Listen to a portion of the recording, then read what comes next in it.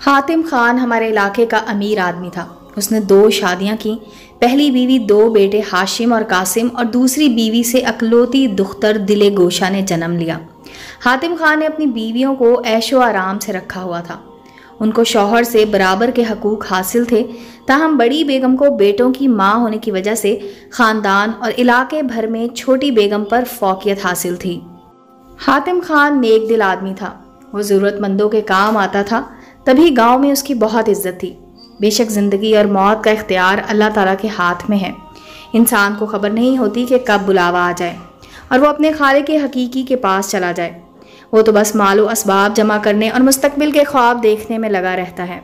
ऐसे ही एक दिन नोटों की गड्डियां रखकर हातिम खान अपनी सेफ को मुकफल कर रहा था कि उसके सीने में दर्द उठा और वो पलंग पर दराज हो गया।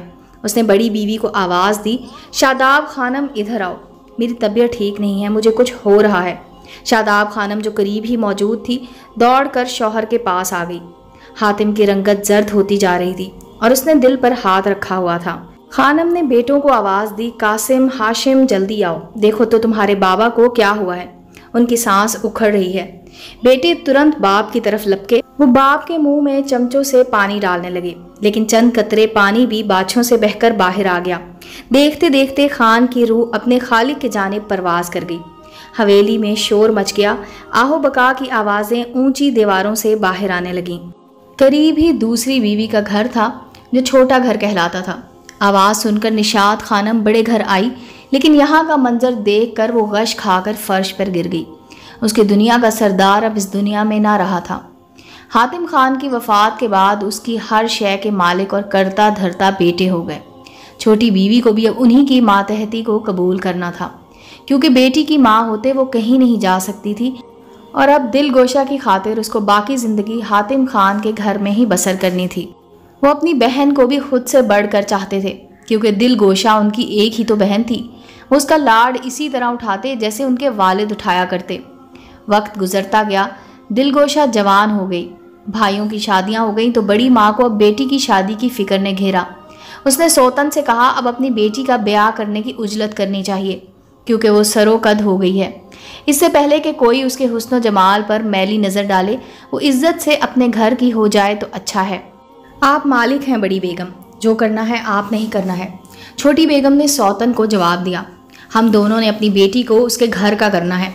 इस मामले में हम 2 नहीं बल्कि 1 हैं, क्योंकि हम दिल गोशा की माएँ हैं।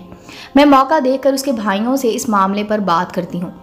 शोमई किस्मत के एक रोज़ बुखार का बहाना बना और अच्छी भली शादाब खानम देखते ही देखते चटपट हो गई। सच है कि मौत का वक्त मुकर्रर नहीं और कज़ा से किसी को मफरूर नहीं।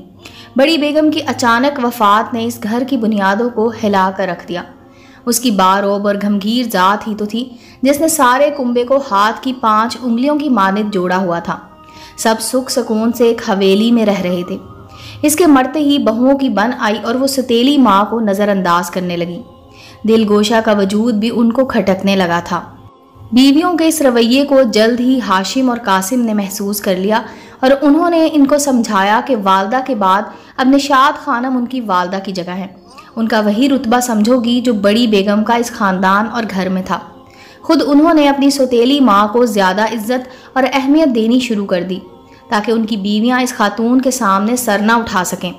हाशिम और कासिम ने अपने वालिद के बागात संभाल लिए थे। वो पहले से ज़्यादा उनको वुसअत दे रहे थे। बागात की आमदनी से जो हिस्सा बहन और सौतेली माँ का बनता वो बाकायदगी से निशात खानम को दे दिया करते। उनकी बीवियों को इस बात की भी खार थी कि एक तो सौतेली सास को खामदों ने उन पर मुसल्लत कर दिया है, फिर वो उसे कसीर रकम भी उनका हिस्सा कहकर देते हैं। यूँ दोनों औरतें सास से हसद और नंद की तरफ से दिल में कीना रखने लगीं। चूंकि बेटों ने अपनी माँ के फौत हो जाने के बाद सौतेली माँ और बहन को इस तरह का तहफ़्फ़ुज़ दिया था जैसा उनकी माँ इन्हें दिया करती थी, ख़ानदान वाले भी इन दोनों ख़वातीन की पहले से ज़्यादा इज्जत करने लगे। जबकि हातिम की बड़ी बहू ये चाहती थी कि हवेली पर उसका हुक्म चले और सब उसको मालका का दर्जा दें। गांव की औरतें उसकी बजाय हातिम की छोटी बेगम के पास आकर अपने मसले मसाइल बयान करतीं और उसी को हवेली की मालका कहतीं। माँ के साथ दिल गोशा अपनी भाभियों के पास रहती थी और अब इसकी उम्र 17 बरस हो चुकी थी। وہ حسن بے مثال کی مالک تھی، بلا شبہ اس سے زیادہ حسین لڑکی اس علاقے میں اور کوئی نہیں تھی۔ جب اس کے دونوں بھائیوں کے گھروں میں بیٹے پیدا ہوئے تو انہوں نے اس خوشی میں ایک بڑی تقریب کا اہتمام کیا۔ خاندان کے بزرگوں کو بھی اس دعوت خاص میں مدعو کیا گیا۔ ایک بزرگ نے حاتم سے ذکر کیا کہ بہن کی شادی کے بارے میں کب سوچو گے؟ بہتر ہے کہ یہ فرض جلد ادا ہو جائے۔ اس بزرگ نے خاندان کے ایک نوجوان زمان خان کا تذکرہ کیا اور کہا کہ تمہارے والد کا خیال تھا کہ وہ اپنی دختر کی شادی اس کے ساتھ کریں گے، کیونکہ ان کے خاندان کی ایک خاتون تمہارے خاندان میں بیاہ کر چکی ہے، لہٰذا اب تم لوگوں پر ان کا قرض ہے جس کو آپ نے اتارنا ہے۔ ٹھیک ہے بزرگوار، اگر ہمارے بابا جان نے کسی کو زبان دی ہوئی ہے تو ان کا وعدہ پورا کرنا ہم پر فرض ہے۔ آپ زمان کے بزرگوں سے اس مسئلے پر بات چیت کر کے مجھے ان کے جواب سے آگاہ کریں۔ بزرگ موصوف نے زمان خان کے والد اور چچا سے بات چیت کی تو ان کے گھر کی عورتوں کا آنا جانا حاتم خان کے گھر شروع ہو گیا۔ ایک روز باتوں باتوں میں زمان کی پھپھی نے ہاشم کی بیوی سے کہا کہ باپ کے باغات میں جو شرعی حصہ ہے لڑکی کا بنتا ہے، وہ تو اس کو ملنا چاہیے، یقیناً اس سے دل گوشہ کو محروم نہیں کیا جائے گا۔ لڑکے کی پھپھی کی یہ بات ہاشم کی بیوی کو سخت ناگوار گزری، اور جب یہ مہمان عورتیں رخصت ہو گئیں تو اس نے اپنی دیورانی یعنی قاسم کی بیوی سے کہا، زمان کے گھر والے لڑکی کے حصے کی جائیداد بھی طلب کر رہے ہیں، یہ تو بہت بری بات ہے۔ اس کا مطلب تو یہ ہوا کہ ہماری نند ہمارے بچوں کا حق شوہر کے گھر لے جائے گی۔ بہتر ہے کہ دل گوشہ کا رشتہ زمان سے نہ کیا جائے، لیکن اس کے لیے ہمیں اپنے مردوں کے دل زمان سے بدزن کرنا ہوں گے۔ دونوں خواتین نے باہم مشورہ کیا اور پھر وہ کچھ ترکیبیں سوچنے لگیں تاکہ اس رشتے میں درار ڈالی جائے۔ ادھر جب سے دل گوشہ نے سنا تھا کہ اس کا رشتہ زمان خان سے ہو رہا ہے وہ بہت خوش تھی، کیونکہ وہ بہت خوبصورت نوجوان تھا۔ ابھی یہ بندھن پکا نہ ہوا تھا کہ بھابھیوں نے یہ بات عورتوں میں پھیلا دی کہ دل گوشہ اور زمان ایک دوسرے کو پسند کرتے ہیں۔ بات سرگوشیوں میں سفر کرتی سارے گاؤں میں پھیل گئی، جبکہ لڑکی اور لڑکا دونوں ہی اس معاملے سے بے خبر تھے۔ اب جب دل گوشہ سہیلیوں کے ہمراہ چشمے سے پانی بھرنے جاتی، سہیلیاں اس کو زمان کا نام لے کر چھیڑتی اور طرح طرح کے سوالات کرتی تھیں۔ اس طرح دل گوشہ کے دل میں ان ہم جولیوں نے زمان کی محبت کا مہکدار پودا لگا دیا اور وہ دل ہی دل میں اس کو چاہنے لگی۔ یہی حال زمان کے ساتھ گزرا کہ اس کے دوست اس سے کہتے، گاؤں کی سب سے حسین لڑکی نے تم کو دل دے دیا ہے اور وہ تمہاری چاہت میں گھر سے نکلتی ہے پانی بھرنے کے بہانے تاکہ تمہارا دیدار کر سکے۔ زمان کے دل میں اشتیاق ابھر گیا، وہ دل گوشہ کی ایک جھلک دیکھنے کو بے تاب رہنے لگا۔ اتفاق سے اسے لڑکیوں کی جھلک میسر آ جاتی تو وہ لگاوٹ بھری نظروں سے اس کو سہیلیوں کے جھرمٹ میں تلاش کرنے لگتا۔ تب لڑکیاں ہنستی ہوئی دل گوشہ کے ساتھ مذاق کرتی چلتی کہ دیکھو تیری ایک جھلک دیکھنے کے وہ دیوانہ بے تاب ٹیلے کے پاس درخت کے نیچے بت کی مانند بیٹھا ہوا ہے۔ لڑکیوں کی ایسی باتیں سن کر وہ الہڑ دو شیزہ شرما کر اپنے دوپٹے کے آنچل میں منہ چھپا لیا کرتی تھی۔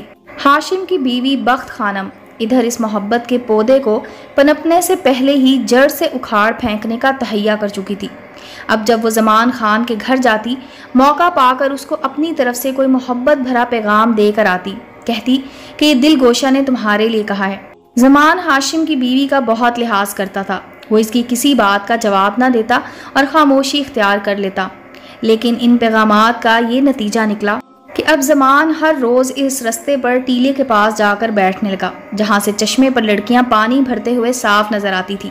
لڑکیاں اس کو درخت کے نیچے بیٹھا دیکھ کر دل گوشہ سے کہتی، وہ دیکھو تیرا مجنو بیچارہ تیری ایک جھلک دیکھنے کو نہ جانے کب سے شجر کے تلے بیٹھا سوکھ رہا ہے۔ ان باتوں سے اس کے دل میں زمان کی محبت دو چند ہوتی گئی۔ پھر انہی لڑکیوں نے اپنے گھروں میں اس بات کے تذکرے کرنے شروع کر دیے تو ہر جگہ دل گوشہ اور زمان کے عشق کے چرچے ہونے لگے۔ وہ عشق جو کبھی منظر عام پر نہ آیا اور وہ محبت کرنے والے جنہوں نے کبھی ایک دوسرے سے بات تک نہ کی تھی، ان کے فسانے گاؤں کے ہر فرد کی زبان پر تھے، جبکہ ہاشم اور قاسم اس معاملے سے بالکل بے خبر تھے۔ وہ جب باغات کی فصل اٹھوا کر فارغ ہوئے تو گاؤں میں سکون سے بیٹھے، تب ڈیرے پر ان کے کانوں میں بھی سرگوشیاں پڑنے لگیں کہ ان کی بہن سے متعلق ہر زبان پر کیا چل رہا ہے۔ ان سرگوشیوں کو سن کر ان کی کنپٹیاں جل اٹھیں، وہ ایسے چرچے کب برداشت کر سکتے تھے۔ دونوں نے اپنی اپنی بیویوں سے پوچھا کیا ہماری غیر موجودگی میں ان کی بہن خاندان کی عزت کو داؤ پر لگا رہی ہے؟ क्या वो अपने महबूब से मिलने चोरी छुपे घर से निकलती है? दोनों औरतों ने बड़ी चालाकी से ऐसी ज़ूम आईनी बातें कहीं कि मर्दों के दिल बहन की तरफ से शको शुबहात से घिर गए। फिर बख्त खानम ने शौहर से कहा कि कुछ दिन सब्र करे ताकि वो गांव में फैली अफवाहों का खोज लगा सके। अगले ही दिन बख्त खानम की तरफ से ज़मान खान को एक ख़ास पैगाम मिला कि दिलगोशा शाम से ज़रा पहले सामने वाले टीले के पास इससे मिलना चाहती है। बात बहुत अहम और ज़रूरी है, उसको आना ही होगा। इधर उसने नन से कहा, गोशे, तुम्हारे रिश्ते से तुम्हारे भाई इनकारी हो रहे हैं क्योंकि ज़मान के घर वाले जायदाद से तुम्हारा हिस्सा तलब कर रहे हैं। तुम फलां वक्त टीले के पीछे जाकर ज़मान से मिलो और उसको समझाओ कि उसके लोग ऐसी शर्त ना लगाएं वरना ये रिश्ता टूट जाएगा। ज़मान आज वहाँ तुम्हारा इंतज़ार करेगा। जब तुम पानी लेने जाओगी तो हम जोलियों से पीछे रह जाना और उससे बात करके ही आना। दिलगोशा भाभी से प्यार करती थी और उस पर एतबार भी करती थी। बस उसने उसकी बात मान ली और वह दूसरे रोज़ वापसी पर सहेलियों से कुछ पीछे रह गई। इधर बख्त खानम ने शौहर और देवर को आगाह कर दिया कि आज असर के वक्त जब लड़कियां चश्मे पर पानी लेने जाएंगी, ज़मान टीले की ओट में दिलगोशा से मिलने का मुंतज़िर होगा। वो दोनों बंदूकें लेकर एक टीले की ओट में छुप गए और अपने शिकार का इंतज़ार करने लगे।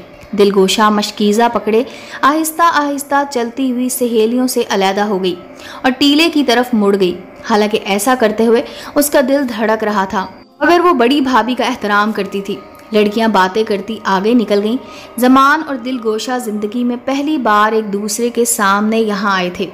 ज़मान ने पूछा, गोशे, तुमने मुझको यहाँ क्या ख़ास बात कहने के लिए बुलवाया है? अभी वो कोई जवाब देने ना पाई थी कि इसके दोनों भाई सामने आ गए और बंदूक से ज़मान पर फायर कर दिया। दिलगोशा भाइयों को सामने देखकर मशकीज़ा फेंक कर भाग खड़ी हुई। वो भागते हुए सहेलियों से भी आगे निकल गई। ज़मान का किस्सा तमाम करके भाइयों ने घर की तरफ दौड़ लगा दी। उन्होंने आते ही सौतेली माँ से बहन के बारे में सवाल किया। गोशे डर की वजह से भेड़ों के बाड़े में छुप गई थी। अब भाभियाँ दौड़कर शोहरों के आगे आ गईं और मिन्नत समाजत करने लगीं, लेकिन उन्होंने बीवियों को धक्के देकर परे कर दिया क्योंकि इस वक्त वो चढ़ते दरिया की तरह बेकाबू हो रहे थे। फिर आखिर बाड़े से घसीटते हुए वो बहन को बाहर ले आए और सहन की ज़मीन पर एक बेबस बकरी की तरह डाल दिया। वो दुहाई देने लगी, हाथ जोड़ने और मिन्नत करने लगी। माँ ने भी ये खौफनाक मंजर देखकर अपनी आंखों पर हाथ रख लिए कि जवान बेटों के हाथों से कुल्हाड़ियाँ छीन लेने का इसमें पारा न था। उसने हाथ जोड़े कि बेटो, कुछ तो बताओ कि हुआ क्या है। मगर इन बिखरे हुए जवानों ने दिलगोशा की जान बख्शी ना की और उसके जिस्म को कुल्हाड़े से टुकड़ों में बांट दिया। गैरत के रखवालों ने ये तक इस मासूम से सवाल ना किया कि तुम क्यों ज़मान से मिलने गई थी, खुद गई थी या किसी ने बहका कर भेजा था। जज्बात के तूफान ने उस वक्त उनके दिमाग के चिराग बुझा दिए थे। यूं एक मासूम और बेगुनाह लड़की अपनी मक्कार भाभियों की साजिश का शिकार हो गई। 80 बरस गुजर गए। उसकी भाइयों को भी ये पता ना चल सका कि उनकी बहन बेगुनाह थी और वो महज जायदाद की खातिर मारी गई थी। उम्मीद है दोस्तों स्टोरी अच्छी लगी होगी। चैनल को लाइक और सब्सक्राइब करें और बेल आइकॉन का बटन दबाना मत भूलें ताकि हर नए आने वाली स्टोरी का नोटिफिकेशन आपको मिल सके। मिलते हैं अगली स्टोरी के साथ।